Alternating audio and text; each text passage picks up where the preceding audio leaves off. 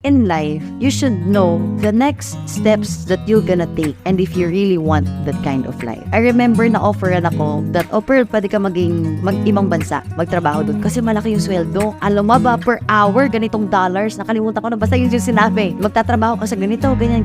But then, I pause and reflect. Kung doon ako magtatrabaho, ano magiging life ko? Will I be happy there? Okay kaya yung life ng mga nagtrabaho doon? Or baka nakita ko lang short term, which is yung sweldo, at hindi ko nakita yung long term na mangyayari sa kanila sa buhay nila. So look for idols that you want their life. At pag gusto mo yung life nila, check yourself. Saan ka pinaka mas mabilis makakapag-adapt and what is available for you. If the reason lang naman is hard work, I bet you can put your hard work here. Nakagraduate ka nga ng college eh. And if that is the only thing that you need to do, go, push for it. Pero kung ang requirements sobrang dami, kailangan para maging scientist, ganito, ganyan. So, check it out kung ano yung fit sa'yo at ano yung bagay sa'yo.